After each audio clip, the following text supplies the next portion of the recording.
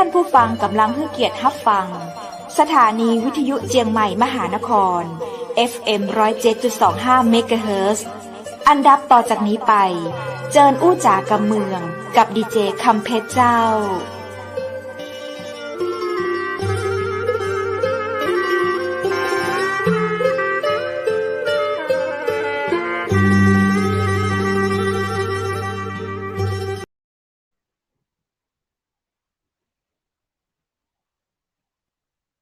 สวัสดีเจ้าสวัสดีคุณผู้ชมที่ฮักและกระเตืองหาจะนักนะเจ้ายินดีต้อนรับเข้าสู่รายการอู้จากกำเมืองตังเจียงใหม่มหานครแพร่ภาพออกอากาศจากอาคารวังสิงคำอำเภอเมืองจังหวัดเจียงใหม่เจ้า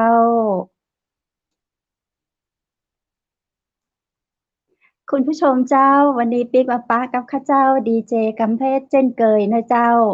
พะกับข้าเจ้าดีเจคำเพชรและรายการดีๆมีสาระมาอู้มาจ๋ากับเมืองด้วยกันวันนี้นั้นเฮาปะกันวันอังคารที่4เดือนมกราคม2565เฮายังสวัสดีปีใหม่กันได้อยู่ผ่านมาได้3วัน4วันเป็นจะได้กันพ้องเจ้าคุณผู้ชมเจ้าเล่าสู่กันฟังไปเน้ออากาศทางบ้านคุณผู้ชมเป็นจะได้พ้องเนาะสุขภาพคุณผู้ชมเป็นจะได้พ้องข้าเจ้าหวังเป็นอย่างยิ่งว่าจะต้องดีขึ้นกว่าปีที่ผ่านมาแน่นอนเลยนะเจ้าเฮาจะมีสิ่งที่ดีๆมามอบให้กันและกันนะเจ้าทุกๆวันจันทร์วันอังคารวันพฤหัสบดีวันอาทิตย์หนึ่ง4วันด้วยกันนะเจ้ามาอู้มาจากันที่นี่เนาะและเช่นเคยในวันนี้นะเจ้าทางรายการก็ได้รับเกียรติจากท่านผู้รู้นะเจ้าเนาะแขก VIP ของเชียงใหม่มหานครในวันนี้เจ้าจะมาอู้จากันในเรื่องของ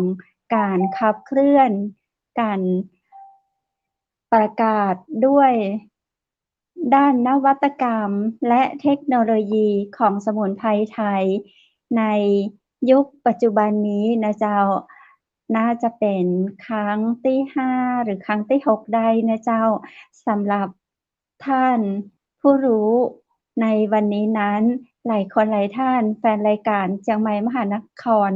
ได้ติดตามผลงานและก็ได้ติดตามฟังเรื่องราวพร้อมกับฝากคำถามต่างๆไว้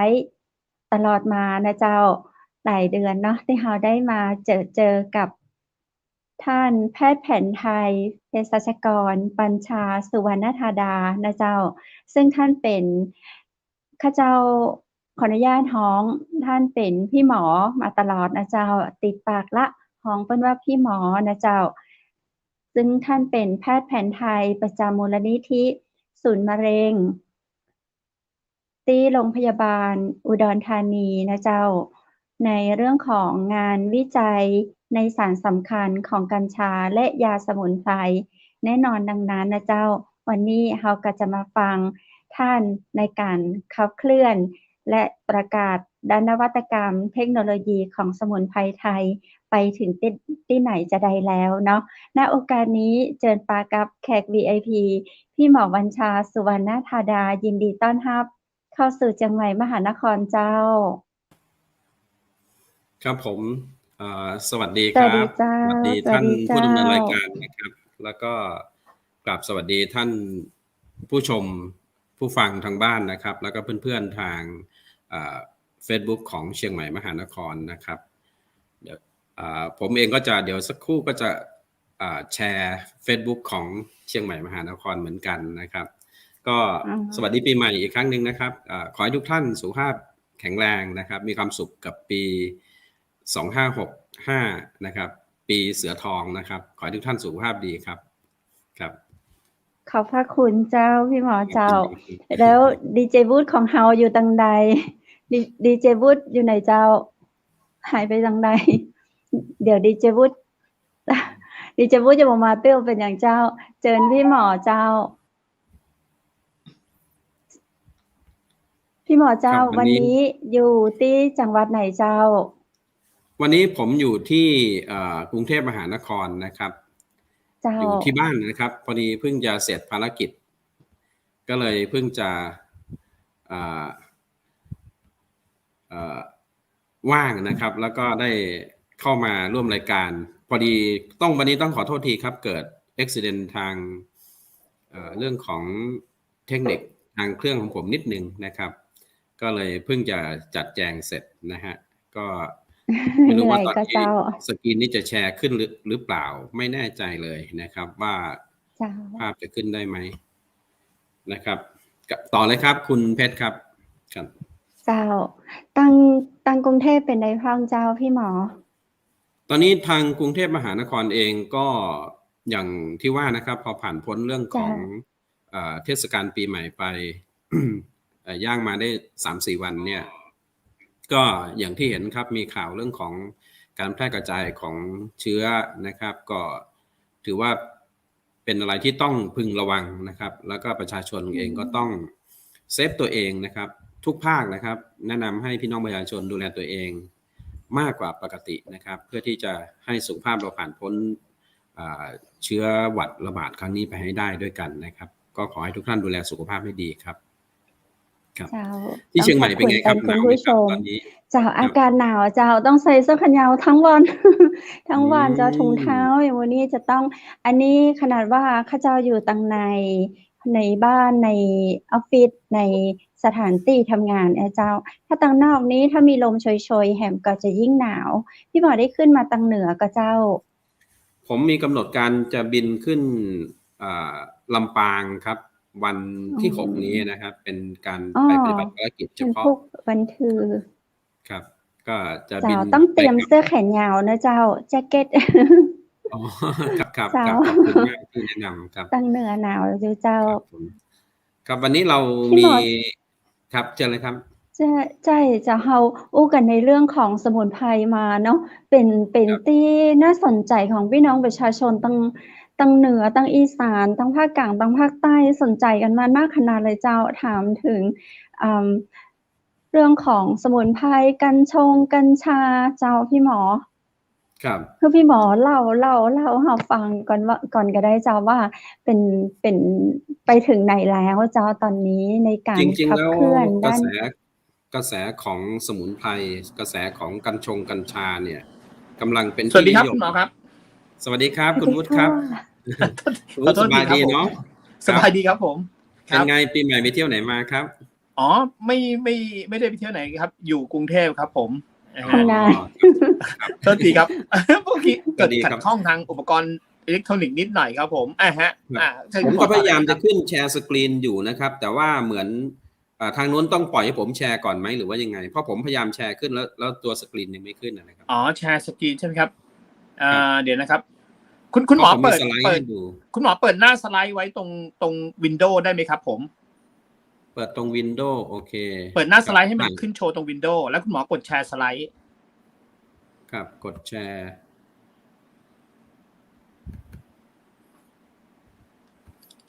ได้ไหมครับคือฝั่งนี้ผมขึ้นสไลด์ไปแล้วนะครับแล้วกดคำว่าแชร์สกรีนนะครับแชร์สกรีน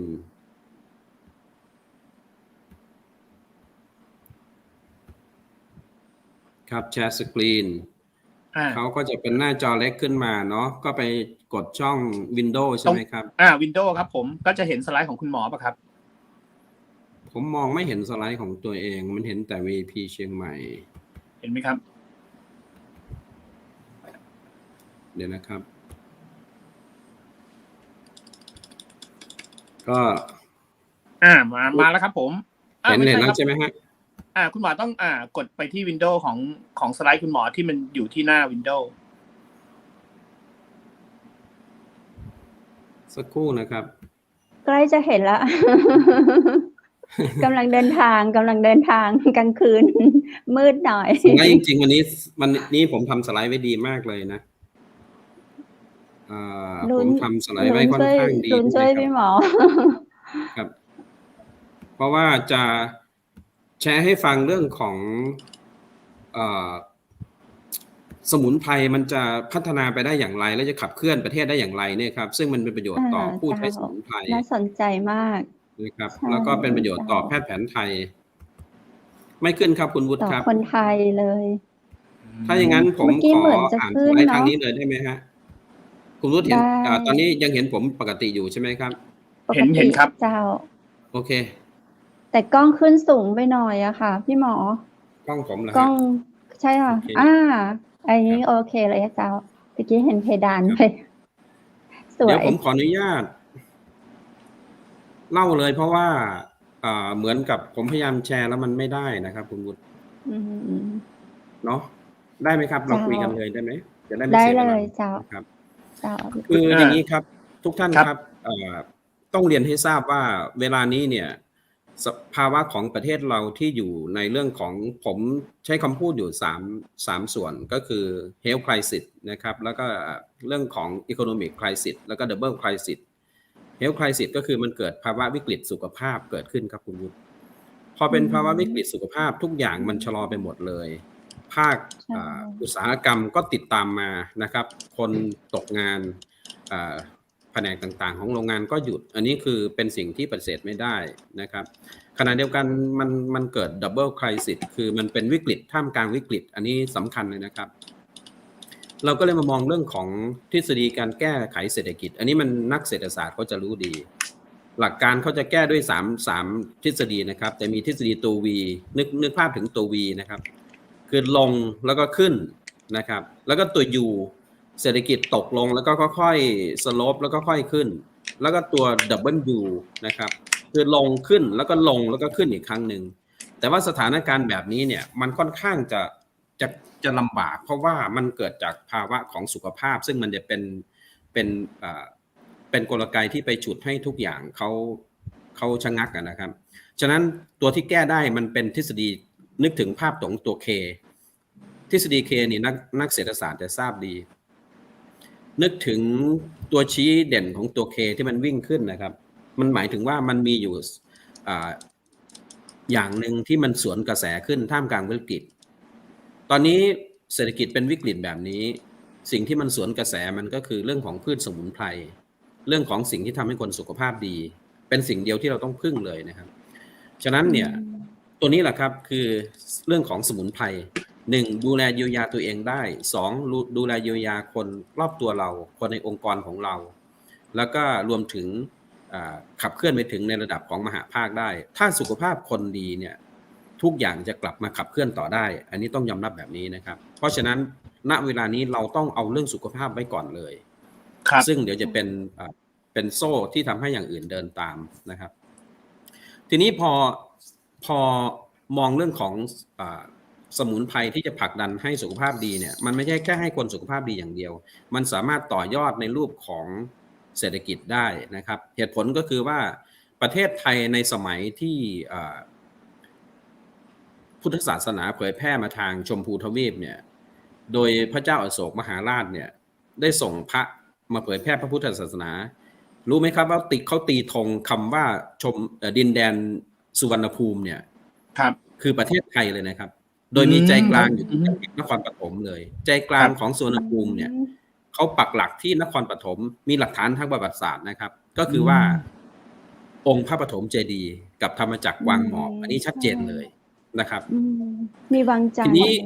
เหตุผลที่เขาบอกว่าดินแดนสุวรรณภูมิเพราะว่ามันคืออู่ข้าวอู่น้ำคือแผ่นดินทองนั่นนะครับมีความหลากหลายทางชีวภาพมีความได้เปรียบทางภูมิศาสตร์อันนี้คือประเทศไทยเลยเรามีหลายๆสิ่งที่ฝรั่งไม่มีเหมือนเรามีหลายอย่างที่ชาวโลกต่างก็จับตาจ้องมองแล้วก็หันมาหาประโยชน์จากประเทศไทยโดยเฉพาะประเทศข้างเคียงเราเนี่ยนะครับอย่างเช่นสมุนไพรในเอเชียเนี่ยประเทศไทยรวมอยู่ในเอเชียเนี่ยไม่ได้มีเปอร์เซ็นต์ที่แบบเข้าไปเฉลี่ยเขาเลยญี่ปุ่นประเทศเดียวเนี่ยครองตลาดในเอเชียถึง 17% ประเทศเดียวนะครับญี่ปุ่นนะฮะในขณะที่เดียวทั้งเอเชียเลยเนี่ยครองตลาดได้ทั้งหมดแค่ 19% นั่นหมายความว่าประเทศไทยเนี่ยแทบไม่อยู่ในสายตาเลยแต่ไม่มีใครรู้ว่าประเทศไทยมีพืชที่ดีกว่าเพื่อนมี GI พืชที่ดีแล้วก็มีเรื่องของภูมิศาสตร์ที่หลากหลายมีสารสำคัญจากพืชที่ผมว่ามีมากกว่าหลายประเทศในโลกเลยด้วยซ้ำนี่แหละครับที่ผมบอกว่ามันเป็นสิ่งที่คนไทยประเทศไทยจะฝ่าวิกฤตได้นะครับต้องใช้หลักการนี้เข้ามาผมก็เลยเข้าไปสืบค้นนะครับว่า มันมีอะไรที่พิสูจน์นะว่าประเทศไทยมีดีง่ายๆเลยครับเบื้องต้นที่เห็นชัดเจนเลยประเทศไทยณปีพศ2564เนี่ย65ที่เรานั่งคุยกันอยู่ตอนเนี้ยเรามีตำรับยาไทยกว่า 4,541 ตำรับเลยนะครับโอ้เยอะมากนะครับพี่หมอยอดมาจากไหนอะเจ้านี่จากหลักฐานทางประวัติศาสตร์แล้วก็หลักฐานของคัมภีร์การแพทย์แผนไทยเขาจารึกไว้ทั้งในตำรับวิชาการแพทย์แผนไทยชื่อคัมภีร์การแพทย์แผนไทยนะครับแล้วก็มีอยู่ในบัญชียาหลักแห่งชาติอีก324ตำรับแล้วก็บัญชียาอีกตัวหนึ่ง84ตำรับคือกำลังจะเรียนให้ทราบว่าประเทศไทยผมว่าน่าจะเป็นประเทศที่มีตำรับยามากต้นๆของโลกเลยนะครับแต่คนไทยไม่รู้ไงทีนี้พอมันเป็นยาเนี่ยมันไม่ใช่หมายความว่าเราจะมารอไว้เป็นยารักษาโรคอย่างเดียวแต่มันยังแปลไปเป็นเรื่องของสารเสริมอาหารนะครับผลิตภัณฑ์เสริมอาหารหรือแม้แต่เป็นอาหารหรือเป็นผลิตภัณฑ์ต่างๆได้นี่แหละครับที่ทำให้ต่างชาติเขาสนใจประเทศไทยอย่างมากในขณะที่คนไทยไม่ค่อยได้สนใจตัวเองเลยว่าตัวเองมีอะไรดีนะครับทีนี้ประกอบกับพืชในประเทศไทยเนี่ยมีอยู่กว่า 11,000 สายพันธุ์กว่า 1,800 ชนิดถูกระบุว่าเป็นยานะครับและขณะเดียวกันเรามีสายพันธุ์กัญชาที่ตีธงนำพืชเหล่านี้อีกสายพันธุ์กัญชาในประเทศไทยนี่มีมากกว่า10 สายพันธุ์เลยนะครับคือเราอย่าเข้าใจผิดนะครับว่ากัญชาตัวเดียวคือพระเอกรักษาได้ทุกโรคไม่ใช่นะครับแต่กัญชาคือที่จะผสมกับสมุนไพรต่างๆหลายร้อยตำรับหลายร้อยตัวยาเนี่ยให้เกิดคัมภีร์ยาที่ดี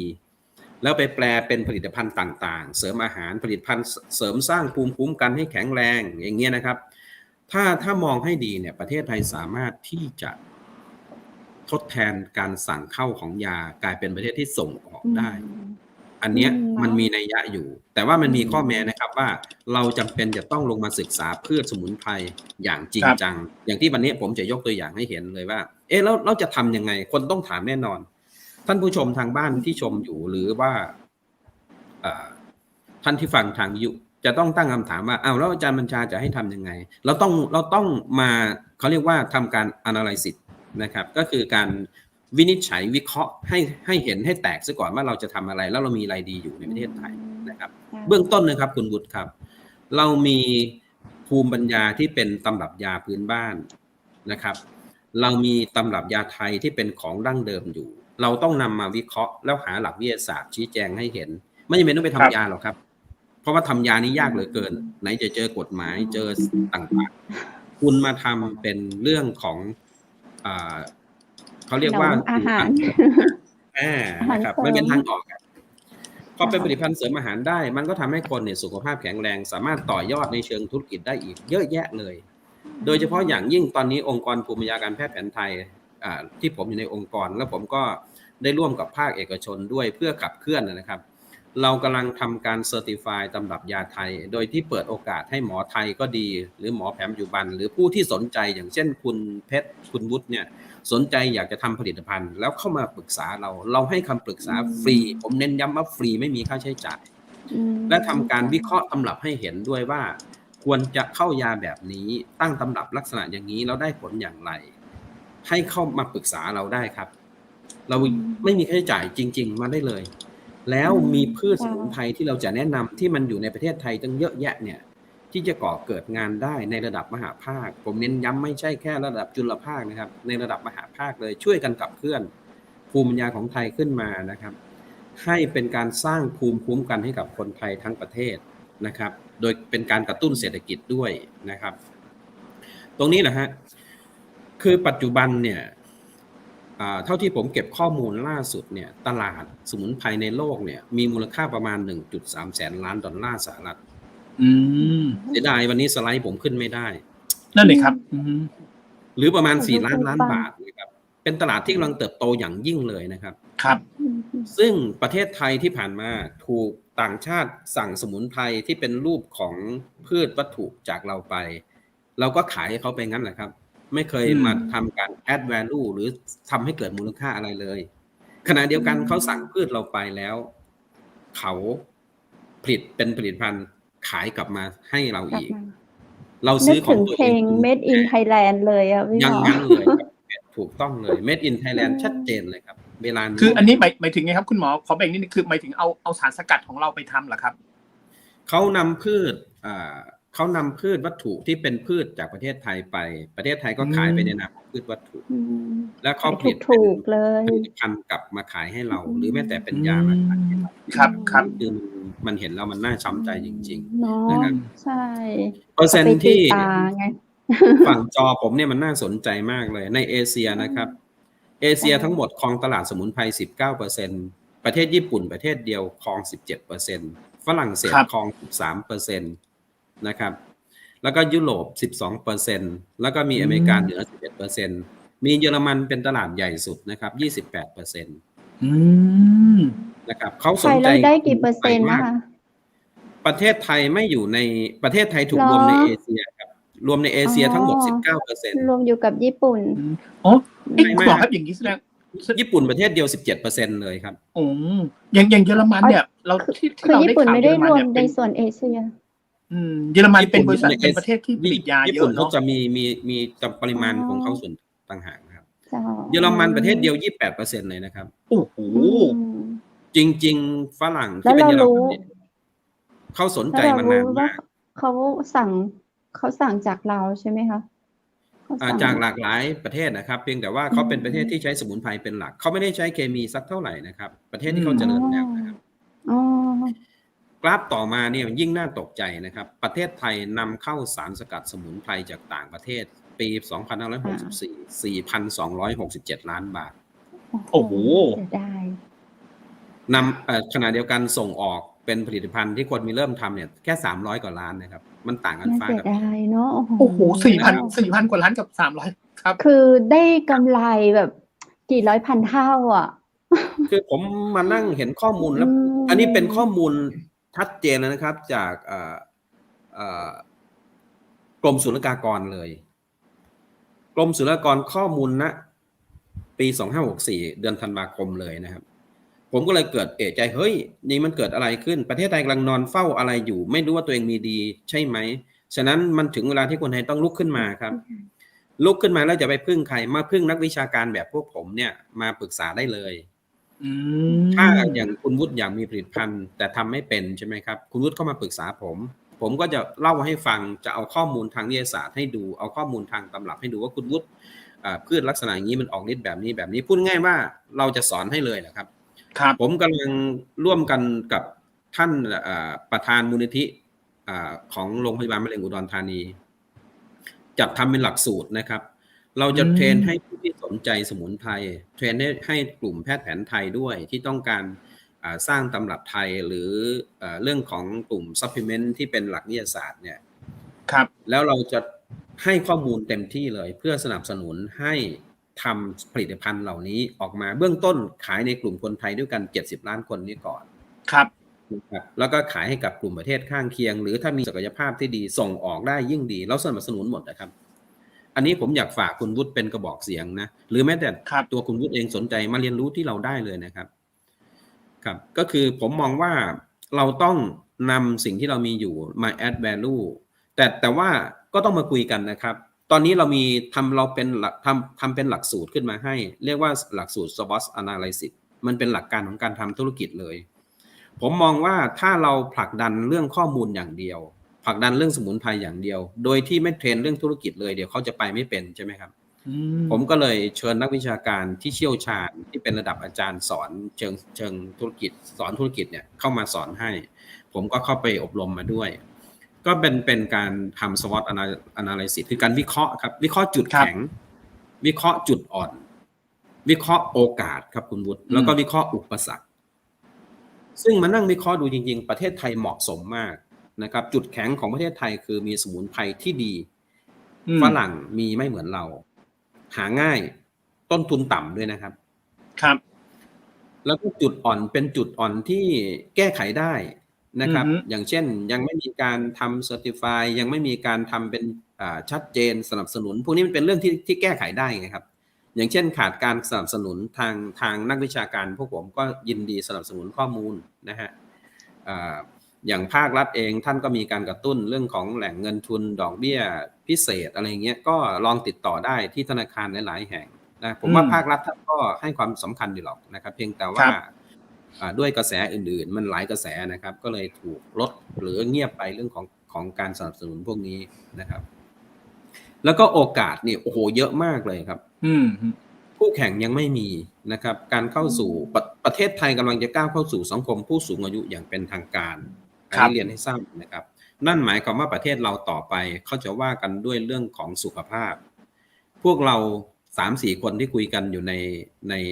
รายการตอนนี้เนี่ยอนาคตพวกเราจะต้องเป็นผู้สูงอายุที่สุขภาพดีนะครับเราจะต้องไม่เป็นภาระของลูกหลานเราจะต้องเป็นผู้สูงอายุที่แข็งแรงนะฮะพึ่งตนเองได้อันนี้คือเป้าหมายของเจนที่เจนเราที่จะถึงต่อไปนะครับแล้วก็กระแสการรักษาสุขภาพเนี่ยกำลังมาแรงทั่วโลกเลยโดยเฉพาะเรื่องของการสร้างภูมิคุ้มกันอันนี้สำคัญพืชไทยนี่แหละครับตัวดีเลยสร้างภูมิคุ้มกันนะฮะอุปสรรคคือการวิเคราะห์เราจะวิเคราะห์เรื่องของจุดแข็งจุดอ่อนแล้วก็โอกาสแล้วก็อุปสรรคมีไม่เท่าไหร่หรอกครับไม่เป็นเรื่องที่ยากเลยนะครับอย่างเช่นความไม่แน่นอนในสมุนไพรอย่างเงี้ยเราสามารถมาจัดแจงจัดระเบียบได้ตอนนี้ผมจะลงจังหวัดลำปางมะรืนเนี่ยผมก็จะมาคุยกับวิสาหกิจชุมชนนะครับ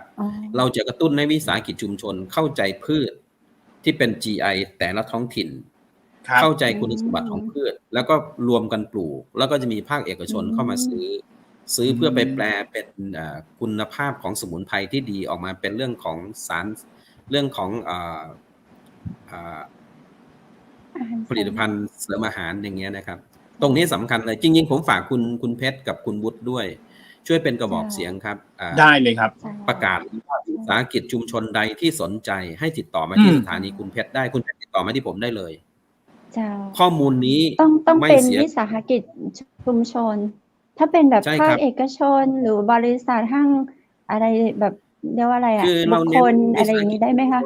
เพราะว่ามันเป็นกลุ่มชุมชนก่อนวิสาหกิจชุมชนนี่เป็นกลุ่มก้อนคือทุกคนจะต้องได้ถัวเฉลี่ยช่วยกันนะครับแล้วก็ต้องเป็นองค์กรแบบนี้นะครับซึ่งมันจะเป็นการช่วยเหลือคนหมู่มากก่อนนะครับติดต่อเข้ามาได้เลยผมฝากคุณเพชรเป็นธุระให้ด้วยเน้นย้ำนะครับว่ายินดีเลยไม่มีค่าใช้จ่ายนะครับไม่มีค่าใช้จ่ายคุณจะได้แต่ข้อมูลที่ดีได้การสนับสนุนที่ดีนะครับแล้วเดี๋ยวผมอาจจะต้องขออนุญาตรายการในงานที่ดีเป็นสื่อกระบอกเสียงในการช่วยประชาสัมพันธ์ให้พี่น้องประชาชนวิสาหกิจทั้งหลายนะครับเข้ามาศึกษาแล้วก็จะได้รู้ว่ามันจะไม่เหมือนที่ผ่านมาครับที่ผ่านมาบางทีวิสาหกิจถูกเรียกให้มายืนถ่ายรูปสร้างภาพปั๊บแล้วก็หายผมเห็นเยอะนะน่าสงสารพี่น้องประชาชนถ้าพี่หมอไปที่จังหวัดลำปางนะเจ้าเรามีวันนั้นดีเจวูดมาสัมภาษณ์กับเพชรด้วยไหมดร.ชยุทธนะเจ้าดร.ชยุทธอยู่ลำปางดร.ชยุทธดูแลในเรื่องของ SME วิสาหกิจชุมชนอย่างวันนี้นะเจ้าพี่หมอน่าลองทักทายกันในห้อง VIP ได้นะเจ้าได้ครับเราไปลำปางจะได้ประสานกันได้ค่ะดร.ที่เราลงไปปรึกษาผู้หลักผู้ใหญ่ที่ลำปางนะครับท่านอดีตรัฐมนตรีเกษตรท่านประภัสปัญญาชาติรัฐท่านก็จะให้คำชี้แนะเพราะว่าเราต้องการช่วยประชาชนจริงๆครับที่พี่หมอบอกก็คือทั่วประเทศไทยเลยใช่ไหมครับไม่จำเป็นทั่วประเทศครับคุณวุฒิครับทั่วประเทศแต่เราจะต้องคัดนะครับคือวิสาหกิจจะต้องได้คุณภาพแล้วก็จะต้องสร้างพืชที่มันคุณภาพสูงเพราะว่าเราต้องการยกคุณภาพเรื่องของพืชวัตถุในประเทศไทยหนึ่งจะต้องไม่ปนเปื้อนจะต้องเป็นเกษตรอินทรีย์นะครับแล้วก็ตัวยาจะต้องปลูกตามกระบวนที่ทางเราแนะนำเราจะให้เทคนิคการปลูกที่ถูกต้องเพื่อยกเป็นระดับเครื่องยาไม่ใช่การปลูกสมุนไพรเฉยๆนะครับตรงนี้แหละครับประเทศไทยจะกลายเป็นฮับสมุนไพรได้เลยนะครับอันนี้เป็นผมพี่หมอสามารถบอกโครงสร้างให้กับคุณผู้ชมได้ก็เจ้าเพื่อเพื่อนฟังดูและเพื่อนสนใจเจ้าก็คือว่าเบื้องต้นเป็นวิสาหกิจชุมชนนะครับให้ผู้นำติดต่อเข้ามาเราจะมีเอกสารข้อมูลให้รับประกันได้นะครับว่าไม่เหมือนในอดีตที่ผ่านมาที่เรียกมาเชิญวิสาหกิจมาแล้วก็ถ่ายรูปสร้างภาพแล้วก็หายมาอันนี้ไม่ใช่คือนักวิชาการที่ต้องการผลักดันให้พี่น้องประชาชนเนี่ยเขา ลืมตาอ้าปากได้ให้เขามีโอกาสเราก็จะเทรนข้อมูลต่างๆให้นะครับรายได้ที่ถูกทิศทางเนาะใช่แล้วเราก็จะรับซื้อคืนในพืชที่เขานะครับแล้วก็ในกรณีที่เขาขาดแคลนให้เรียบร้อยขาดแคลนในบางส่วนอย่างเช่นค่าใช้จ่ายต่างๆที่การจะลงเมล็ดพันธุ์หรือปลูกหรืออะไรอย่างเงี้ยเราก็อาจจะมีงบประมาณสนับสนุนแต่ว่าเราไม่ได้ให้ฟรีนะครับคุณบุญเราอาจจะเหมือนกับให้หยิบยืมก่อนแล้วก็ค่อยหักกันคืนเป็นส่วนเล็กและน้อย 5% 10% ต่อครั้งอะไรอย่างเงี้ยนะครับเพื่อให้เดินไปด้วยกันได้และทางผมก็จะนำเครื่องยาตัวนั้นมายกระดับขึ้นเป็นสารสำหรับทำสมุนไพรหรือใครที่สนใจก็เข้ามาให้คำปรึกษาได้อะไรประมาณนี้ครับมันจะเป็นโครงสร้างแบบนี้ครับเพื่อให้เกิดการเอื้อกันทั้งผู้ปลูกนะครับแล้วก็ผู้ที่นำไปต่อยอดอย่างเงี้ยนะครับทั้งหมดทั้งมวลข้อมูลคำว่าวิสาหกิจชุมชนเนี่ยก็คือคนจำนวนกี่คนวิสาหกิจชุมชนจดทะเบียนตั้งแต่7ทะเบียนบ้านรวมกันขึ้นไปนะครับ7ทะเบียนบ้านเจ้าแต่อันนี้อย่างที่พี่หมอบอกว่าไม่ว่าวิสาหกิจชุมชนนั้นเขาอาจกำลังจะปลูกอะไรอยู่เช่นเขาอาจกำลังจะปลูกกระชายดำหรือว่าอะไรอยู่ก็คือเราก็จะเข้าไปช่วยเขาจัดการเราจะเข้าไปช่วยเป็นโค้ชให้เขาใช่ไหมครับใช่ครับตอนนี้เนี่ยผมเชื่อว่าวิสาหกิจชุมชนในประเทศไทยนี่เยอะมากประเทศไทยมีเมืองสมุนไพร14จังหวัดนะครับวิสาหกิจชุมชนนี้เยอะมากแต่ว่าวิสาหกิจชุมชนก็ยังไม่แข็งแรงเราก็เลยมองว่าอย่างนี้เราต้องช่วยเหลือแล้วล่ะนะครับโดยการเป็นโค้ชให้เหมือนที่คุณวุฒิพูดนั่นแหละครับโค้ชให้ก็คือว่าสอนเทรนเรื่องของการปลูกที่ถูกต้องครับสอนการสร้างพืช GI ที่มันมีเอกลักษณ์พิเศษนะครับเพื่อที่มันให้ฤทธิ์ทางยาที่ดีนะฮะแล้วก็แต่ละจังหวัดใดที่มีเอกลักษณ์ใดเรามีข้อมูลแล้วก็จะชี้แนะให้อย่างเงี้ยนะครับอ๋อเราจะได้ไม่ไปปลูกให้มันผิดอย่างจังหวัดนี้อย่างเช่นจังหวัดลำปางเหมาะกับพืชชนิดนี้แต่บังเอิญที่ผ่านมาเราไปปลูกกะหล่ำแล้วก็สามารถผลักดันในสิ่งที่เหมาะสมให้กับจังหวัดนั้นได้ใช่ครับนั่นก็จะเราก็จะมีเป้าหมายคือพัฒนาพืชวัตถุยกระดับสมุนไพรนะครับเสร็จแล้วมันก็จะมีการสอนการใช้นวัตกรรมเข้ามาช่วยอย่างที่ผมเรียนคุณวุฒิแหละครับว่าเราจะต้อง add value จะต้องเพิ่มมูลค่าไม่ใช่สักแต่ว่ามา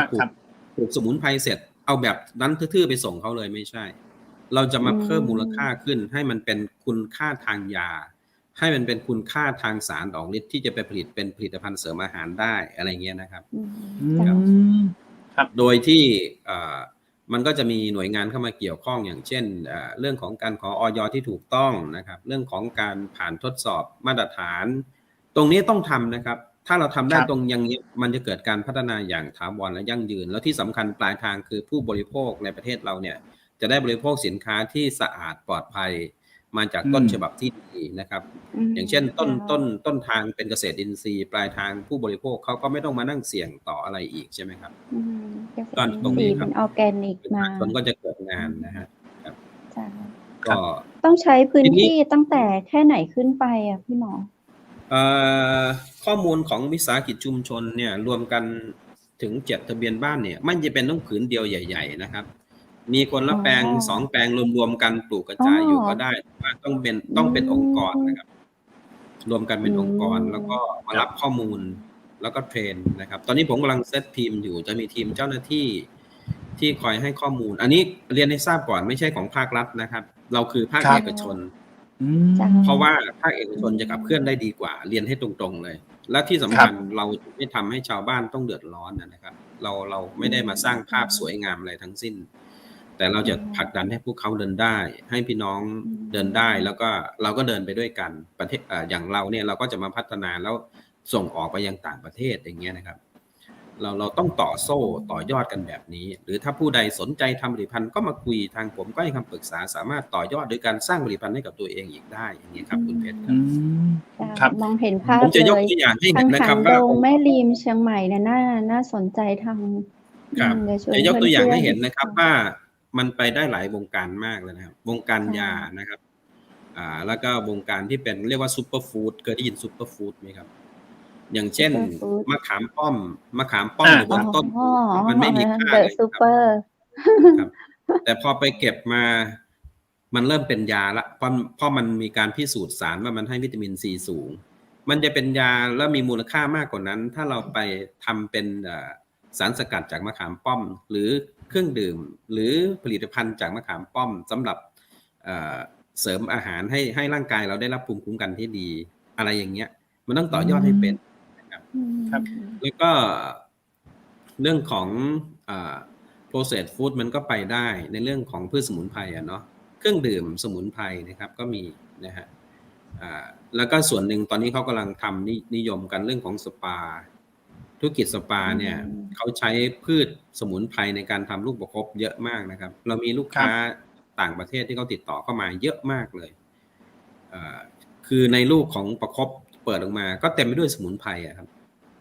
มีข่าตะไคร้มีเยอะแยะเลยซึ่งเป็นสมุนไพรพื้นบ้านเราทั้งนั้นนะฮะครับแล้วก็มีวงการของสิ่งทอเนี่ยตอนนี้หันมาให้ความสนใจเรื่องของเส้นใยจากกัญชงอย่างเงี้ยนะครับเป็นเส้นใยที่สามารถพัฒนาได้ถึงเสื้อเกราะกันกระสุนไปขนาดนั้นเลยโอ้ขนาดนั้นเลยนะครับใช่หรือแม้แต่กัญชงใช่ครับเส้นใยของกัญชงนี่ฮะมันเป็นเส้นใยไฟเบอร์ชนิดพิเศษที่มีความทนมากสามารถพัฒนาเป็นเสื้อเกราะกันกระสุนก็ทำแล้วด้วยแล้วเขาไปทำเป็นวัสดุภายในรถยนต์ราคาแพงอย่างเช่นพวก Mercedes ตั้งแต่ระดับ S ระดับ E class ขึ้นไปครับเป็นเส้นใยที่เหนียวเหมือนทองเหมือนเพชรขึ้นมาเลยเนาะมันยิ่งกว่าทองเลยนะครับมันยิ่งกว่าทองนะครับทองเพิ่งจะโลนึงบาทนึง 2-3 หมื่นนะครับแต่พวกนี้แพงกว่านั้นนะอย่างเช่นเข้าไปทำเป็นอิฐก่อสร้างวงการก่อสร้างเนี่ยใยกัญชงก็ดีมากสามารถดูดซับพวกคาร์บอนไดออกไซด์ได้นะครับแล้วมีความทน 2,000-3,000 ปีเลยนี่ยังไม่รวมถึงน้ำมันสกัดจากเมล็ดกัญชง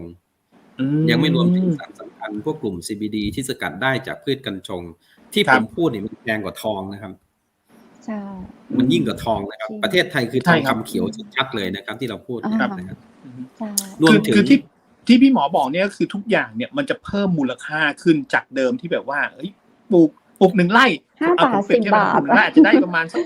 10,000ต่อไปถ้าพี่หมอแนะนำปลูก1 ไร่จาก10,000อาจจะได้เป็นแสนก็เป็นไปได้ใช่ไหมครับถูกต้องครับอย่างเช่นเขาไปทำเรื่องของวงการพลังงานก็มีนะครับอย่างกัญชงเนี่ยเขาไปทำเป็นไบโอดีเซลถ้าเทียบกัญชงปลูกอายุแค่4 เดือนนะครับแต่ถ้าเทียบมันสำปะหลังที่ไปทำไบโอดีเซลเนี่ยมันสำปะหลังอายุ7 เดือนนะครับอ๋อครับใช่ครับมันได้เท่าตัวเลยยกตัวอย่างให้เห็นนี่ยังไม่รวมถึงพวกอาหารสัตว์ยาสัตว์โอ้โหมันได้ไกลมากเลยครับผมจึงพยายามบอกว่าสมุนไพรในประเทศไทยมันเยอะมากแล้วอย่างกัญชงเนี่ยในประเทศไทยตัวนี้เริ่มอนุญาตให้ปลูกแล้วนะครับก็ลองติดต่อสอบถามที่สำนักงานอย.ได้หรือที่สสจ.จังหวัดนะครับเรียนให้ทราบก่อนนะผมไม่ได้อยู่ในภาคราชการนะครับผมอยู่ในภาคของเอกชนหมายถึงว่าที่ผมพูดวันนี้นะครับเพราะว่าเราเชิญภาคเอกชนเข้ามาร่วมเพื่อช่วยขับเคลื่อนว่ามันจะต้องขับเคลื่อนด้วยระบบภาคประชาชนนี่แหละมันถึงจะใช่เพราะว่าภาคเอกชนเขาก็ต่อยอดด้วยการส่งออกไปต่างประเทศอย่างเงี้ยนะครับก็จะทำให้พี่น้องประชาชนเราเดินตามได้เร็วขึ้นบางทีเรารอแต่ภาครัฐไม่ใช่ไม่ดีนะครับภาครัฐก็ดีเพียงแต่ว่ามันบางทีมันแต่ภาครัฐงานเยอะภาระของรัฐเยอะเราก็อยากเป็นภาระเรามาช่วยรัฐให้ขับเคลื่อนได้ไวขึ้นคือยุคนี้มันเป็นยุคอันนี้แล้วครับพี่หมอมีคนพูดว่าปลาใหญ่กินปลาเล็กมันจบไปแล้วตอนนี้ปลาเร็วชนะทุกอย่างยุคของคนเก่งครับทีนี้มันรวมไปถึงวงการยานะฮะอย่างเช่นพวกยาสมัยใหม่ยาแนวใหม่เขาเรียกว่ายาที่เป็นไบโอเบสสมุนไพรไทยนี่ขึ้นชื่อเลยเรามีการค้นพบสารครั้งก่อนที่เราคุยกันที่ผมเดินทางอยู่แล้วผมจอดคุยที่ปั๊มจำได้ไหมครับวันนั้นที่แบบผมหมดต้องขอโทษทีด้วยนะครับวันนั้นผมพูดถึงสารกลุ่มแอลคาลอยด์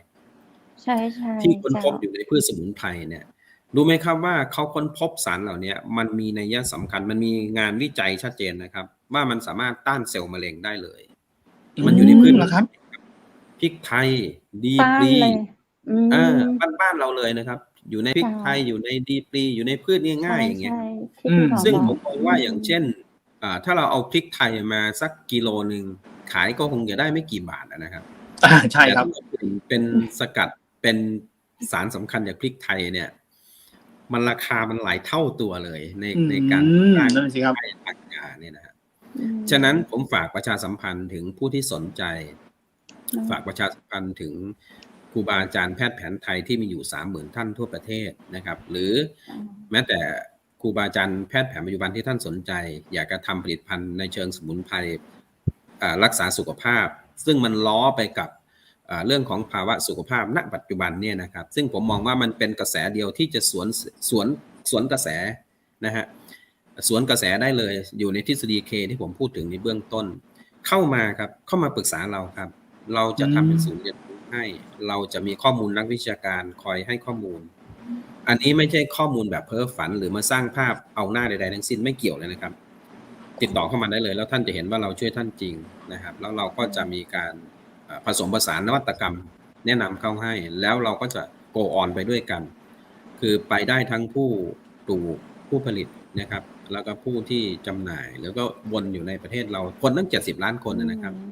ตอนที่จะกินใช้เราไม่จำเป็นต้องไปสั่งของต่างประเทศเขาหรอกครับคุณพุทธครับเพียงแต่คนไทยหันหน้ามาพึ่งกันใช่ครับเข้าสู่เทคโนโลยีนี่คือแสดงว่านวัตกรรมเนี่ยนอกจากจะเพิ่มมูลค่าในเรื่องของเพิ่มราคาให้สูงขึ้นแล้วยังเพิ่มในเรื่องของการนำไปใช้ให้ง่ายให้สะดวกง่ายดายขึ้นด้วยใช่ไหมครับถูกต้องอย่างเช่นนะครับอย่างเช่นตอนนี้ถ้าสมมุติว่าเราสนับสนุนให้วิสาหกิจชุมชนจังหวัดหนึ่งปลูกสมุนไพรขึ้นมาใช่ไหมครับแล้วก็นำมาขายส่งให้กับทางภาคเอกชนก็นำไปผลิตเป็นสารสำคัญแล้วก็ไปแปรรูปเป็นซัพพลิเมนต์หรือเป็นผลิตภัณฑ์เสริมอาหารจากสมัยก่อนกินครั้งละ 3-4 เม็ดวันนี้มันจะเหลือเม็ดเดียวเหมือนที่เราเคยเล่าให้ฟังอยู่บ่อยๆนะครับหรือยกตัวอย่างนะครับในเมล็ดของกัญชงที่เราพูดกันเมื่อกี้เนี่ยน้ำมันของเมล็ดกัญชงเนี่ยเขามีโอเมก้า3สูงมากนะครับมีสารกลุ่มไลโนเลอิกแอซิดนะครับแล้วก็มีสารอื่นๆที่สามารถลด LDL ที่เป็นตัวไขมันเลวในร่างกายได้ดีด้วยโดยเฉพาะตัวโอเมก้า3สามารถไปปรับบาลานซ์ร่างกายให้เกิดความสมดุลในกรณีที่คนป่วยเนี่ยนะครับมันเกิดจาก3กับ6มันไม่บาลานซ์เรารับประทานสารเข้าไปจะเกิดการบาลานซ์ซึ่งมันจัดสมดุลได้ดีมันอยู่ในเมล็ดกัญชงนะครับอยู่ในเมล็ดซึ่งถ้าเป็นเมล็ดเฉยๆเราก็มองแค่เมล็ดใช่ไหมครับแต่พอไปบีบน้ำมันออกมามันคือมูลค่าทันทีเลยขวดหนึ่งเป็นพันเลยนะครับอันนี้เป็นตัวอย่างให้เห็นนะครับครับโอเมก้า3ซึ่งแต่ก่อนมองเรื่องของพี่หมอเคยพูดถึงรากกัญชากับรากกัญชงแล้วก็เม็ดวันนี้เราคุยถึงเม็ดเนี่ยความสำคัญของเม็ดกับรากอันไหนมากกว่ากันเจ้าโอ้ต้องบอกได้เลยว่าประโยชน์เยอะเท่ากันเรายกตัวอย่างเมื่อกี้เม็ดไปแล้วเนาะคราวนี้มาดูรากนะครับในรากของเขามันมีสารในกลุ่มที่ชื่อสารไฟโตนิวเทรียนนะครับสารตัวหนึ่งที่ชื่อสารโคลีนที่เราคุยกันครั้งก่อนนะที่แบบใช่ที่พี่หมอบอกว่ากินพี่หมอจะชงพี่หมอจะใช้รากเพื่อบำรุงสมองสารตัวนี้นะครับเป็นสารตั้งต้นของสารสื่อประสาทนะครับชื่ออะซิทิลโคลีนนะครับแล้วก็มีสารตัวหนึ่งอีกชื่อฟิเดลีนนะครับออกฤทธิ์ลดปวดลดไข้ต้านอนุมูลอิสระด้วยต้านการอักเสบในทางโบราณเนี่ยท่านก็สอนนะคะใช่ครับในโบราณเขาก็ให้เอารากกัญชาแก้ไข้นะครับมันเป็นรากมันจะลดเย็นรากกัญชากัญชงมันเหมือนกันเลยนะครับเหมือนกันเลยนะแล้วก็มีสารในกลุ่มไฮโดรคาร์บอนซึ่งออกฤทธิ์ลดปวดได้อย่างเงี้ยเป็นต้นคืออย่างเมื่อกี้ผมนั่งจิบอยู่คนนี้นี่ผมก็จิบนะฮะเนี่ยผมจิบเป็นกาแฟธรรมชาติผมไม่ได้ใส่ครีมเทียมไม่ได้ใส่อะไรนะครับผมทำเบสผมทานเองครับทำเบสมาจากมะพร้าวอย่างเงี้ยครับหรือเบสมาจากอะโวคาโดนะครับแล้วผมก็เติมพวกกาแฟธรรมชาตินะครับเคยมีคนถามเราว่ากัญชากับกาแฟมันไม่เข้ากันแล้วพี่หมอทานได้ไงใช่ไหมใช่ค่ะใช่คือรายการจากกรุงเทพเลยถามมาผมทานในส่วนของรากกัญชาผมไม่ได้ทานในส่วนของดอกกัญชาจริงๆแพทย์แผนไทยเขาไม่ได้มายกับดอกกัญชาสักเท่าไหร่นะครับเพราะเขาใช้ส่วนอื่นเขาใช้รากใช้ลำต้นใช้ใบอะไรพวกนี้นะครับส่วนดอกมันทำให้ออกฤทธิ์เมามันมีสาร THC ที่เป็นสารเมาครับอย่างผมก็เอาพวกรากบดตามกรรมวิธีของโบราณนะครับซึ่งอยู่ในหลักสูตรเภสัชกรรมเลย ก็ผสมผสานกับกาแฟธรรมชาติผสมผสานกับเบสครีมเทียมจากอะโวคาโดหรือจากมะพร้าวอย่างนี้ครับน้ำตาลผมก็ไม่ได้ใช้ครับผมใช้กลุ่มซูคราโรสคือเราดื่มมามันรู้สึกมันมีความสุขตั้งแต่จิบแล้วอ่ะว่าเราประทานธรรมชาติเข้าไปแล้วคุณวุฒิลองได้เลยนะอย่างผมเนี่ยชอบช่วยให้เราอารมณ์ดี ใช่ ครับ สดชื่น อย่างคนที่ชอบออกกำลังกายนะครับอย่างหลังจากที่ผมออกกำลังกายฟิตเนสที่บ้านเสร็จปุ๊บเนี่ยผมจะทานพวกนี้มันจะไม่มีการอักเสบตามมาเลยนะครับคือสมมติว่าคุณวุฒิได้ออกกำลังกายนานๆขับเล่นเนี่ยหลังนั้นสักวันหนึ่งคุณวุฒิจะต้องเจ็บตามตัวใช่ไหมครับแต่ถ้าเราใช้ตัวนี้มันจะไม่มีอาการนี้เลยครับคุณวุฒิมันสามารถต้านการอักเสบได้ดีอันนี้คือมันเป็นประโยชน์นะครับก็นอกจากเป็นประโยชน์แล้วมันไม่มีโทษอะไรเลยครับนะครับทีนี้ในกลุ่มของกัญชาถ้าใช้ทั้ง5เนี่ยประโยชน์เยอะมากเลยนะครับใช้ทั้ง5คือใช้ทั้งใบทั้งดอกทั้งรากทั้งต้นใบดอกลูกรากต้นนะครับเรียกว่าทั้ง5ฟังดีๆนะครับมันแก้ฝีภายในในคือเอามารวมกันเนี่ยกระเจ้าใช่ครับใช้ทั้งต้นเลยนะครับครับก็คือแก้ฝีภายในเนี่ยฝีภายในทางโบราณเขาหมายถึงมะเร็งเนี่ยนะครับคนสมัยนี้เรียกมะเร็งเฉยๆแต่ว่าโบราณเขาเรียกว่าฝีภายในมันแก้อาการมือสั่นตัวสั่นเสียงสั่นก็ประมาณว่ากลุ่มอัลไซเมอร์นะครับแก้ประจำเดือนมาไม่ปกติในสุภาพสตรีนี่ใช้ได้ดีมากนะครับลดอาการปวดกลุ่มที่ปวดท้องขอโทษนะครับกลุ่มที่เขาปวดท้องก่อนที่จะมีประจำเดือนนะครับใช้กัญชาได้ดีมากแก้โรคไขข้ออักเสบเชื่อไหมครับว่ามันมีคนไข้หลายกลุ่มที่เขาเคยฉีดข้อครั้งหนึ่ง50,000 60,000แล้วฉีดได้อยู่แค่ 2-3 เดือนอย่างเงี้ยมาใช้พวกกลุ่มของยาที่เข้าด้วยกัญชาเนี่ยขวด2ขวดเท่านั้นนะครับกินครั้งละ 2-3 แคปซูลกินติดต่อกันสักเดือน2เดือนเขาเปลี่ยนเลยนะครับอันนี้จากปากคนที่มาเล่าให้ฟังว่ารับประทานแล้วมันดีขึ้นจริงๆอาจารย์อะไรอย่างเงี้ยเนาะนะครับเนื่องจากมันเป็นเรื่องของสารจากธรรมชาตินะครับเขาไม่ได้ไปเป็นสารเคมีใดๆเนี่ยมันก็ผมมองว่าอย่างน้อยเลยถ้าสมมุติว่าไม่ได้ผลอะไรก็คือไม่ซ้ำเติมสุขภาพของผู้รับประทานนะฮะแล้วก็ยังแก้ปวดลดอาการกล้ามเนื้อกระตุกได้ด้วยเคยเห็นกล้ามเนื้อกระตุกไหมครับเคยเห็นมีน้องก็เป็นแพนิคใช้ยากลุ่มนี้ดีเลยนะครับทีนี้มันก็ไม่ได้หมายถึงว่าเป็นพระเอกแค่กัญชาหรอกมันมีอยู่เยอะครับสารต่างๆเนี่ยอย่างตัวเบต้าแคลิโอฟิวรินเนี่ยมันเสริมในกัญชาก็มีมันยังมีอยู่ในรวมถึงพริกไทยที่เราพูดถึงเมื่อกี้ด้วยเมื่อกี้ผมพูดถึงพริกไทยที่มีสารแอลคาลอยด์กลุ่มหนึ่งที่เป็นต้านมะเร็งนะครับชื่อพิเพอร์ลองโคมีนมันยังมีเบต้าแคลิโอฟิวรินอีกที่เป็นประโยชน์นะฮะแล้วสารตัวนี้ก็มีอยู่ในกัญชาฉะนั้นผมจึงพยายามชี้ให้เห็นว่าถ้าคุณคิดจะ add value พืชสมุนไพรนะคุณจะไปคิดจะมองแต่กัญชาอย่างเดียวนี่ผิดพลาดนะต้องหันมามองสมุนไพรแล้วปรับคุณภาพเสริมคุณภาพสร้าง value ขึ้นมาเราจะได้เห็นความเป็นสมุนไพรไทยที่ให้ฤทธิ์ยาที่ดีกว่ายาของฝรั่งครับผมเน้นย้ำเลยนะครับตัวผมเองไม่เคยแตะยาฝรั่งเลยนะครับผมใช้ก็ไม่เห็นมีปัญหาอะไรผมก็แข็งแรงดีมาอยู่ทุกวี่ทุกวันนะฮะก็อีกกลุ่มหนึ่งนะฮะมันอยู่ในชื่อสารว่าเป็นพวกเทอร์พีนซึ่งให้ฤทธิ์ต้านเซลล์มะเร็งตัวเมอร์ซีนเนี่ยมันมีอยู่ในกัญชาแต่มันแฝงอยู่ในอีกกลุ่มหนึ่งอย่างเช่นตะไคร้หรือมะม่วงน้ำดอกไม้ด้วยนะครับผลไม้ก็มีใบกะเพราใบโหระพาอย่างเงี้ยครับที่ทำครัวกันนี่นะครับใช่ครับนี่แหละครับมันคือความมหัศจรรย์ของสมุนไพรไทยผมถึงบอกว่าถ้าท่านใดสนใจเนี่ยให้เข้ามาเรียนรู้เราเทรนให้เลยนะฮะอีกตัวหนึ่งพืชพระเอกยิ่งโดยเฉพาะของภาวะโรคระบาดอยู่ตอนนี้ผมแนะนำให้ใช้ขมิ้นชันนะครับนอกเหนือจากฟ้าทลายโจรจะใช้ลักษณะของการรักษาแต่ขมิ้นชันให้การป้องกันโรคได้ด้วยสารในกลุ่มเคอร์คิมินอยด์เนี่ยมีหลายตัวมีตัวหนึ่งชื่อเคอร์คูมินสามารถต้านการอักเสบต้านการล้มในระดับ DNA ได้เลยเขาต้านสารเชื้อตัวหนึ่งที่ชื่อเอสไพโรไลเป็นเชื้อก่อโรคในกระเพาะอาหารเนี่ยนะครับซึ่งเป็นต้นเหตุของมะเร็งกระเพาะอาหารด้วยตัวนี้ใช้ได้ดีเรามีผลแลบเลยนะครับที่ชัดเจนของคนไข้หลายคนเขาเช็คในระดับของไมโครไบโอมร่างกายเขาเลยแล้วก็จะเจอเชื้อแล้วเราก็แอดยาหลังนั้น3 เดือนก็รับประทานต่อเนื่องแล้วก็มา เช็คอีกทีปรากฏว่าไม่พบเชื้อนั้นนะครับไม่ได้หมายถึงต่อเนื่องแบบนั้นนะครับหมายถึงว่ารับประทานตามหมอสั่งนะครับเมื่อกี้พูดผิดครับ การใช้สมุนไพรเป็นตำรับก็ดีหรือยาเดี่ยวก็ดีต้องรับประทานตามหมอสั่งนะครับคือหมอท่านจะสั่งสั่งทาน5 วัน 7 วันพักบ้าง2 วันอะไรเงี้ยท่านก็จะดูตามอาการดูตามลักษณะของพืชนั้นๆนะครับตรงนี้แหละครับสำคัญผมอยากเผยแพร่ให้ประชาชนทั่วไปได้รับรู้เผยแพร่ให้กลุ่มคุณหมอครูบาอาจารย์แพทย์แผนไทยที่อยากจะ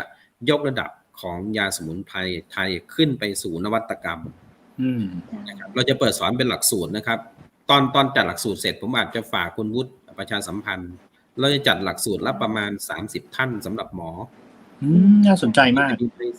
ใบประกันนียบัตรให้เรียบร้อยเลยนะครับเพื่อเป็นหน่วยเขาเรียกว่าหน่วยช่วยเผยแพร่การใช้สมุนไพรไทยนะครับเพื่อเป็นกำลังในการไปเผยแพร่ให้ประชาชนได้รู้ข้อมูลที่เชิงบวกที่มันปลอดภัยนะครับก็ตรงนี้สำคัญมากนะครับคือหมายถึงว่าถ้าผมไปอบรมถ้าสมมติผมสนใจผมไปอบรมเนี่ยผมก็จะได้ใบเซอร์ติฟิเคตแล้วผมก็สามารถไปแนะนำในวิสาหกิจสมมติเป็นหมู่บ้านทางบ้านผมเนี้ยผมก็ไปแนะนำได้ใช่ไหมครับว่าตรงนี้เนี่ยมันน่าจะเป็นแบบนี้คือที่ไปอบรมเนี่ยหมายถึงว่าทางคุณหมออยากให้แบบคนที่ไปได้จากการอบรมเนี่ยเหมือนเป็นโค้ดอะไรบางอย่างใช่ไหมครับที่แบบสามารถไปประคับประคองเขาได้ใช่ครับเพราะว่าตอนนี้ประเทศไทยปล่อยให้ใช้สมุนไพรแบบสเปะสปะมานานแล้วใช่สเปะสปะมากต้องใช้คำว่าสเปะสปะเลยแล้วมันเป็นผลเสียยังไงรู้ไหมครับผลเสียต่อคนผู้ป่วยคือผู้ป่วยเนี่ยกับญาติผู้ป่วยหวังดีนะอยากให้ผู้ป่วยดีขึ้นนะครับอันนี้ก็เห็นใจแล้วก็เข้าใจนะคือทุกคนป่วยเราสงสารเราอยากช่วยเขามากแต่มันขาดคนแนะนำคุณบุตรครับก็ปล่อยให้เขาใช้กันเองโดยสเปะสปะรู้จริงบ้างไม่จริงบ้างหรือไม่ได้ดูฟังเขาเล่ามาหรือไม่ได้ศึกษาถึงพิษวิทยานี่สำคัญมากเลยมันมีพิษแบบสะสมนะครับ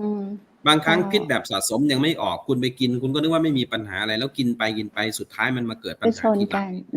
ใช่ครับตรงนี้เราจะต้องช่วยกันเผยแพร่และช่วยกันเทรนให้เกิดการใช้สมุนไพรอย่างถูกต้องและชัดเจนนะครับน่าสนใจทั้งเรื่องวิสาหกิจชุมชนทั้งเรื่องของการสอนเรียนรู้เนี่ยพี่หมอช่วงสุดท้ายของรายการละก็จะขอถามเพิ่มเติมคือพี่น้องประชาชนตังเหนืออย่างถ้าสมมติดีเจวุฒิไปเรียนกับพี่หมอได้นะอยู่กรุงเทพตะกี้คุณวุฒิสนใจที่จะไปร่วมเรียน30คนพี่หมอสอนแต่ยังข้าเจ้าอยู่ตังเหนืออยู่ตังเชียงใหม่เจ้าแล้วเขารวมกลุ่มมาคนที่สนใจนะฟังรายการแล้วก็สนใจรวมกลุ่มกันมาได้30คนตังพี่หมอจะสามารถมาสอนมาแนะนำได้ก็เจ้าได้ครับแล้วผมก็มีปรึกษากับท่านประธานมูลนิธิโรงพยาบาลมะเร็งอุดรธานีท่านนายแพทย์อิสระเจริญบุญญาอยู่ว่าถ้าท่านสมาชิกที่อยู่ต่างจังหวัดหรือระยะทางไกลเราอาจจะต้องจัดเป็นหลักการสอนทางซูมเป็นโปรแกรมได้ครับเพื่อให้เกิดความสะดวกนะครับแล้วก็แต่ว่าไม่ได้สอนกันแบบสอนเราทิ้งเลยนะครับเราจะต้องสอนแล้วมีการเทสมีการทดสอบมีข้อสอบด้วยนะครับแล้วก็คอยติดต่อสื่อสารประสานงานกันขอให้เป็นกระบอกเสียงในการช่วยแนะนำอย่างน้อยนะครับอย่างน้อยเลยเป็นประโยชน์ต่อครอบครัวของท่านเองใช่ครับเองต่อครอบครัวของเราต่อเพื่อนบ้านญาติสนิทมิตรสหายของเราใกล้ตัวเสียก่อนถ้าเรามีความรู้ความสามารถมากพอผมอยากแนะนำให้เรียนแพทย์แผนไทยเพิ่มเติมด้วยซ้ำตอนนี้มันจะเกิดศาสตร์การแพทย์แผนไทยเรียกว่าแผนไทยแบบผสมผสานกับหลักวิทยาศาสตร์นะครับคือแผนไทยดั้งเดิมนั่นแหละครับเพียงแต่ว่าแอดหลักวิทยาศาสตร์เข้าไปนะฮะก็คือให้แพทย์แผนไทยเนี่ยได้ยกระดับขึ้นเรื่องของการผลิตยาเราจะยกระดับยาสมุนไพรขึ้นให้ก้าวทันกับต่างประเทศเขาคุณวุฒินะครับไม่ให้ฝรั่งมาดูถูกเราได้นะครับ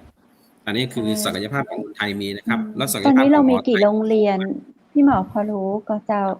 เรามีโรงเรียนภูมิปัญญาแพทย์แผนไทยอย่างเงี้ยเฮามีมันก็เจ้าตอนนี้มีอยู่ครับแต่ว่าตอนนี้เกิดองค์กรจัดตั้งขึ้นโดยการร่วมมือกับมหาวิทยาลัยแห่งหนึ่งกำลังอยู่ในช่วงตกผลึกเร็วๆนี้ครับจะ PR จะทำข้อมูลหลักสูตรให้ชัดเจนแล้วก็จะเผยแพร่ออกมานะครับคือทุกคนสามารถเรียนรู้ได้ไม่จำเป็นต้องเป็นแพทย์นะครับเป็นนักวิชาการแค่ไม่จำเป็นเฉพาะนักศึกษาในมหาลัยเท่านั้นประชาชนทุกคนก็สามารถสมัครเข้าไปเรียนได้ใช่ครับแต่ว่าเบื้องต้นเนี่ยเราจะจัดเซตที่เป็นหลักสูตรเฉพาะหมอด้วย แล้วก็หลักสูตรเฉพาะประชาชนสำหรับประชาชนด้วย อ๋อ คือเน้นย้ำ ใช่ ว่าประชาชนต้องใช้สมุนไพรให้ถูกต้องนะครับ ใช้สมุนไพรให้ถูก อันนี้สำคัญมาก แล้วมีแนะนำเรื่องของข้อกฎหมายด้วยว่าใช้สมุนไพรแบบไหนไม่ผิดต่อกฎหมายกัญชาใช้แบบไหนถึงจะถูกต้องตามกฎหมายอะไรเงี้ยไปให้ถูกทางนะครับแล้วเราจะได้ผลที่ดี ตอนนี้มันสเปะสปะนะครับ ครับ แล้วก็พี่หมอจะแนะนำให้คุณผู้ชมทำอะไรก่อนอันดับแรกคือการทำวิสาหกิจชุมชนหรือว่าในการ เบื้องต้นให้ จัดกลุ่มเฮียน ท่านที่มีวิสาหกิจอยู่แล้ว หรือท่านอยาก ค่ะ รวมตัวกันตั้งแต่7ทะเบียนบ้านขึ้นไปนะครับ จดเป็นวิสาหกิจชุมชนครับ แล้วก็สมัครแจ้งความประสงค์มานะครับ ผมฝากติดต่อไปที่สถานีคุณเพชรด้วยก็ได้นะครับ ได้เจ้า พอเรารู้เสร็จปุ๊บเราก็จะนัดเป็นกลุ่ม ถ้าไม่สะดวกเราจะต้องจัดซูมกันก่อนก็ได้ แล้วก็ลงพื้นที่ ค่ะ เราจะมีทีมลงพื้นที่นะครับ จ้ะ ก็คือเทรนให้เบื้องต้นสอนให้รู้ถึงสมุนไพรเสียก่อนว่ามันมีความเป็นพิษอย่างไร มันมีประโยชน์อย่างไร เราจะใช้แบบไหนอย่างเงี้ยนะครับ แล้วก็ไปสู่โหมดของการต่อยอดอย่างไร ที่บางครั้งมันอาจจะเปรียบเทียบได้ว่าปลูกแบบยาปลูกอย่างไร แล้วมันได้มูลค่าที่สูงกว่าที่ไปปลูกธรรมดาอย่างไรอย่างเงี้ยนะครับ ก็ตรงนี้นะครับเราจะเทรนให้ทั้งหมดเลยนะครับ เจ้า แล้ว คุณ ต รู้ ลาด เจ้า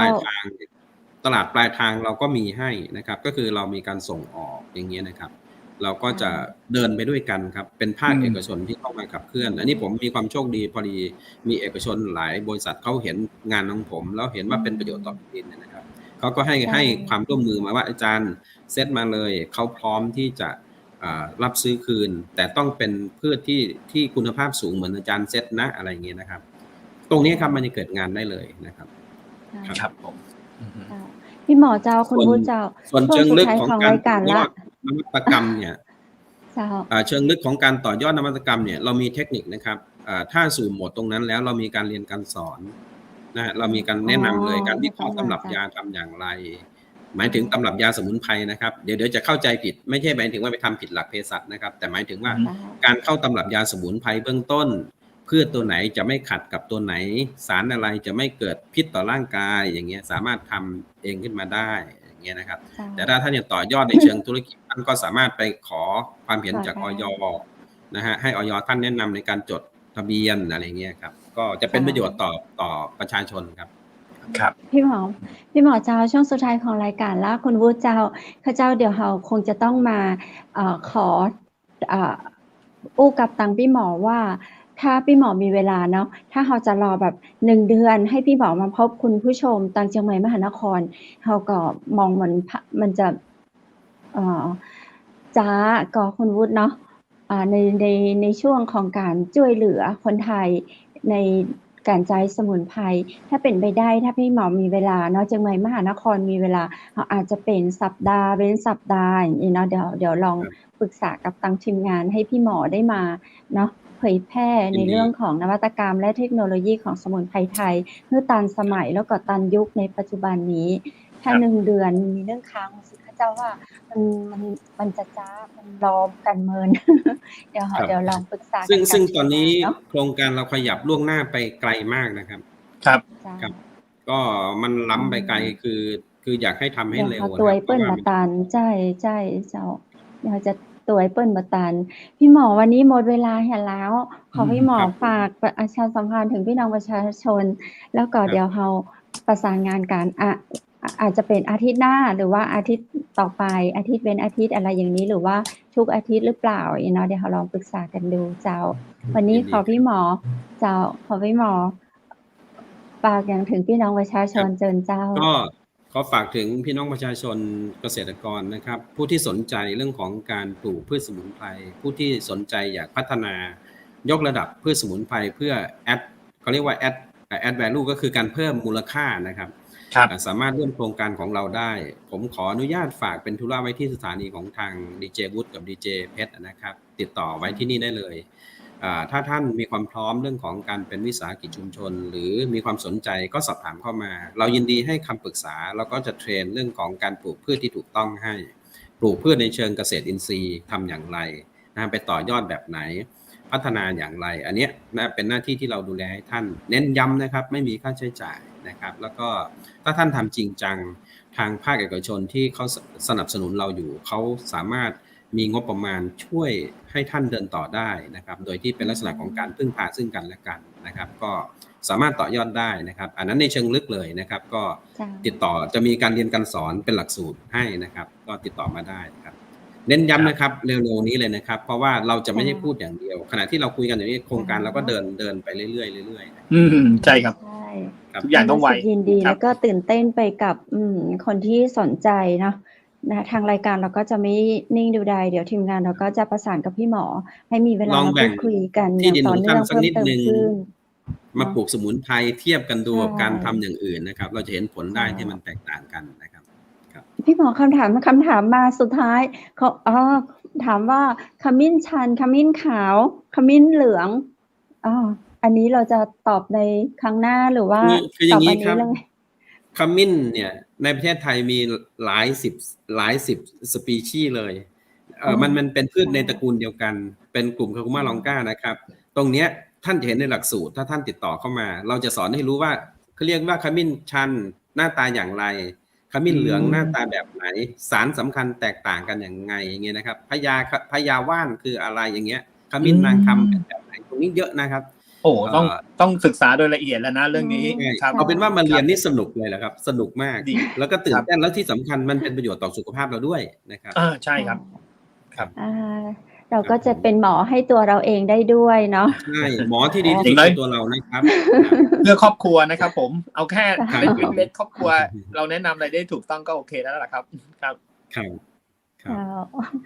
วันนี้ตั้งข้าเจ้าและทีมงานขอกราบขอบพระคุณพี่หมอเจ้าขอบคุณครับพี่หมอครับขอบคุณมากครับขอบพระคุณทางสถานีนะครับขอบพระคุณท่านผู้ชมทางบ้านผมขอโทษด้วยในช่วงแรกที่กุกขักอยู่พอดีวันนี้เครื่องมือผมมีปัญหานิดหน่อยนะครับไว้รอบหน้าจะไม่ให้เกิดปัญหานี้อีกนะครับจริงผมเตรียมสไลด์ให้ดูดีมากเลยเอาไว้รอบหน้านะครับเดี๋ยวรอบหน้าเราเข้ามาเทสก่อนครับกับให้ทุกท่านมีความสุขนะครับมีสุขภาพแข็งแรงนะครับแล้วก็ขอให้ก้าวต่อไปด้วยการผ่านพ้นภาวะวิกฤตของโลกนี้ไปให้ได้นะครับกลับขอบพระคุณทุกท่านครับสวัสดีครับขอบคุณครับพี่หมอครับสวัสดีเจ้าขอบคุณเจ้าโอ้โหตื่นเต้นเนาะแบบจะได้เป็นหมอตุ่มเกาแล้วต้องไปหาหมอที่โรงพยาบาลใช่ไม่เด็กอย่างนี้คุณแบงค์เคยนึกออกมาสมัยเราเด็กๆอย่างเงี้ยเวลาเราไม่สบายเล็กๆน้อยๆเนี่ยพ่อแม่เราปู่ย่าเราเนี่ยเขาก็จะมีอะไรบางอย่างไปขูดอะไรอย่างเงี้ยมาต้มให้เรากินใช่ใช่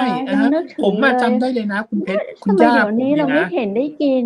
จ้าคุณย่าผมเขาจะเก็บสมุนไพรต่างๆเนี่ยมาทำเป็นยาถ่ายแล้วทุกๆวันเนี่ยเขาก็จะต้มยาถ่ายเงี้ยเขาก็จะกินแล้วแบบระบบในร่างกายเขาก็จะดีมากเงี้ยคือคุณย่าก็ไม่ได้เป็นหมอนะครับแต่ผู้หลักผู้ใหญ่เนี่ยเขาจะมีวิชาอะไรบางอย่างเกี่ยวกับสมุนไพรเราซึ่งดีอย่างเงี้ยแต่หลังๆเนี่ยเราลืมไปหมดเลยเนาะเราไม่สบายเราไม่ค่อยเชื่อเราไปหาคุณหมอที่โรงพยาบาลนี่แหละคือแบบเคยแบบไอจัดรายการไม่ได้เลยอย่างเงี้ยคุณวุฒิแล้วคุณยายก็บอกคุณยายก็ไปเด็ดยอดอะไรนะที่พี่หมอพูดเมื่อกี้กะเพรามันดำๆอ่ะมันจะมีกะเพราขาวกะเพราดำแล้วมันก็จะเป็นดำๆแล้วยายบอกเคี้ยวแล้วก็กลืนเลยโอ้ยมันไม่ได้เอาแค่เข้าปากเคี้ยวคำแรกนี่เราก็แบบไขทิ้งเลยนี่ครับก็เลยเป็นจุดหนึ่งที่พี่หมอจะพยายามเอาสมุนไพรเนี่ยมาทำเป็นนวัตกรรมเพื่อที่จะให้กินง่ายถูกไหมครับว่าอย่างที่เมื่อกี้คุณเพชรบอกโอ้โหกะเพรามันกินยากมากเห็นไหมบางอย่างเนี่ยเอากะเพราไปทำอาหารก็กินได้ละก็กินกะเพราเหมือนกันนะครับสมุนไพรบางอย่างเช่นขมิ้นอย่างเงี้ยเราไปกัดคุณเพชรลองคิดดูขมิ้นอย่างเงี้ยคุณเพชรจะไปกัดเหรอผมว่ามันยากนะแต่ถ้าทำเป็นแคปซูลอย่างเงี้ยผมว่ากินง่ายผมว่านี่แหละครับคือนวัตกรรมที่พี่หมอบอกและที่ผมบอกว่าขมิ้นแง่งนึงอย่างเงี้ยเราขายกันถึงที่อาจจะประมาณสัก5 บาท10 บาทใช่ไหมครับแต่ถ้าเราไปทำเป็นนวัตกรรมเป็นสารสกัดหรืออะไรบางอย่างมันอาจจะเพิ่มมูลค่าจาก5 บาท10 บาทเป็น30 บาท50 บาทก็ได้เพราะว่าเราฟังอย่างที่พี่บอกมาตอนแรกพี่หมอบอกคนไทยเราใช่ไหมส่งให้เขาแค่3 ล้านหรือ30 ล้านใช่ครับแต่เขาเอาไปทำนวัตกรรมเทคโนโลยีของเขาส่งตีกลับมาให้เราโอ้โหเป็นแสนล้านโอ้โหกี่เท่าตัวเนี่ยแล้วตอนนี้ผมว่ามันถึงเวลาแล้วคุณเพชรอย่างที่ผมบอกว่าเมื่อตอนก่อนปีใหม่ผมไปเดินงานกัญชางานสมุนไพรแห่งชาติไปดูงานกัญชาอย่างเงี้ยผมเพิ่งมารู้เลยว่าโอ้โหกัญชาเนี่ยคุณประโยชน์มันเยอะมากแล้วก กัญชาเนี่ยเห็นไหมครับอย่างที่วันนั้นเราคุยกันชงกับทางคุณอ๋อด้วยสุดท้ายเลยเนี่ยเราโดนต่างชาติเนี่ยบล็อกเรื่องกัญชามาเป็นเวลาตั้งแต่ผมเด็กๆเลยนะจนเนี่ยผมอายุเท่านี้แล้วผมถึงจะเห็นปลดล็อกกัญชาไงครับใช่ถูกไหมครับซึ่งจริงๆแล้วเป็นสมุนไพรที่เอาตรงเลยมีดีมากกว่าราชาเลยแต่เราไปเชื่อต่างชาติที่ต่างชาติบอกเรามาว่าอันนี้มันไม่ดีมันเป็นยาเสพติดโอ้โหดูดิกี่ปีครับเพิ่งจะมาปลดล็อกนี่เอง50 ปีแล้วคนพูด50 ปีใช่ครับ50ผมเพิ่งเห็นกัญชาปลดล็อกเพิ่งจะเห็นว่าเอาตรงๆเลยคุณเพชรผมเพิ่งจะเคยเห็นใบกัญชาที่แบบมาปลูกในตรงนี้เพิ่งจะเห็นแทบจะครั้งแรกมาเห็นสวนที่ดีเจต้นอ้อพาใช่ที่ดูว่าดีเจต้นอ้อให้ดูอย่างนี้ครับใช่ไหมครับนี่แหละครับนี่แหละผมว่าพี่หมอแกพูดแกมาถูกทางแล้วเรื่องของอย่างเงี้ยแล้วต่อไปมันเป็นนวัตกรรมคุณเพชรใบกัญชงหรือใบอะไรอย่างเงี้ยอย่างวันนั้นที่เราคุยกับทางคุณต้นอ้อถูกไหมครับที่คุณต้นอ้อจะต้องเอามาทำเป็นผลิตภัณฑ์หลายๆอย่างไม่ว่าจะเป็นเรื่องของสกินแคร์อันนี้คือนวัตกรรมถูกไหมครับจากใบเนี่ยขายใบหนึ่งตั้งกี่บาทที่วันนั้นทางคุณต้นอ้อบอกแต่ถ้าทำเป็นนวัตกรรมเนี่ยมันเพิ่มมูลค่าได้โอ้น่าสนใจผมว่าเรื่องนี้เราต้องตามกันดีๆแล้วก็อย่างที่บอกว่าที่พี่หมอว่าเราต้องเป็นโค้ดให้กับทางชาวบ้านเขาว่าเราต้องคอยบอกเขาว่าตรงนี้เราต้องนั่นก่อนเราต้องเริ่มเดี๋ยวเราต้องหาทะเบียนบ้าน7ทะเบียนบ้านมารวมกันพี่หมอบอกคนละแปลง2แปลงก็ได้แม่ห้องสอนเนี่ยผมว่าใช่แม่ฮ่องสอนอีกจุดหนึ่งของแม่ฮ่องสอนอีกจุดหนึ่งของแม่เสลียงเลยคือเป็นจุดหนึ่งที่มีสมุนไพรเยอะมากใช่ได้ทุกอำเภอเพราะฉะนั้นอย่างเชียงใหม่เสมิงแม่ริมแม่แตงอะไรอย่างเงี้ยน่าสนใจเส้นทางที่เราเข้าไปเที่ยวแล้วก็นี่แหละครับมีเพื่อนนี่แหละครับสมุนไพรไทยหรือว่าเป็นบางคนชอบมองว่าคือผักผลไม้หรืออะไรของไทยเนี่ยจริงๆแล้วดีมากผักไทยก็ดีถูกไหมครับผักนี่แหละบางคนนี่แบบโอ้เด็กๆไม่กินผักคุณลองมารับประทานผักดูนะครับผมผักนี่แหละคุณประโยชน์เยอะมากแต่เข้าใจว่าเด็กๆบางทีจะกินผักยากใช่ไหมครับผมถ้ากินผักยากเนี่ยผมว่าก็ลองไปกินคอนเฟกต์ผักกรอบของเรานะครับซึ่งแบบมีคุณประโยชน์เหมือนกันเลยและนี่คือนวัตกรรมเลยนะครับเอาผักอะไรอย่างเงี้ยมาให้ทุกคนทานได้ง่ายขึ้นนะครับเนี่ยครับก็คือคอนเฟกต์ผักกรอบนี่แหละครับมีประโยชน์แถมยังผสมนมฮอกไกโดด้วยซึ่งความหอมแน่ผสมน้ำผึ้งอีกน้ำผึ้งนี่ก็คือเป็นยาอายุวัฒนะน้ำผึ้งนี่ก็คือสุดยอดขอ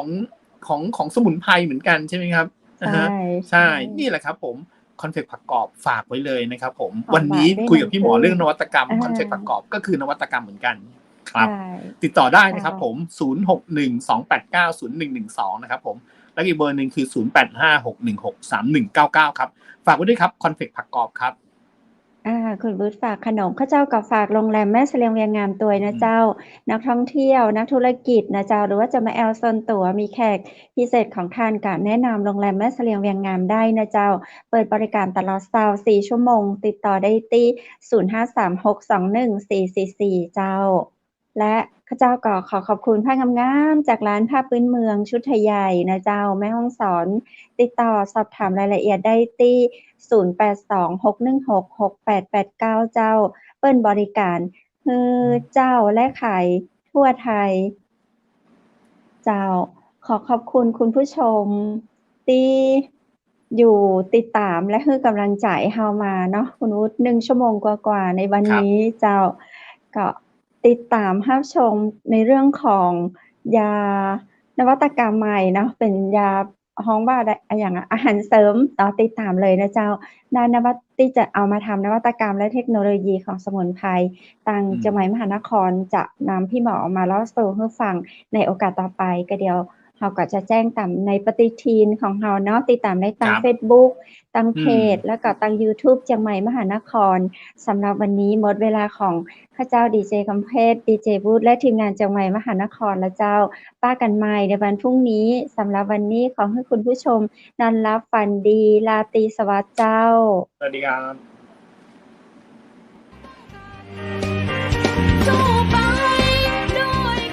สถานีวิทยุเจียงใหม่มหานคร 107.25 เมกะเฮิรตซ์ขอแสดงความห่วงใยและเป็นกำลังใจให้ทุกท่านในช่วงการระบาดของโรคโควิด -19 ในครั้งนี้เพื่อลดความเสี่ยงควรสวมหน้ากากอนามัยทุกครั้งล้างมือเป็นประจำ ขอให้อยู่ที่บ้านให้นักที่สุดด้วยความปรารถนาดีจากหมู่เฮาเจ้าเจียงใหม่มหานครสนับสนุนโดยกาแฟโกแม็กคอฟฟี่และโรงแรมแม่เสรียงเวียงงามโทร 053-621-444 และ 081-595-2883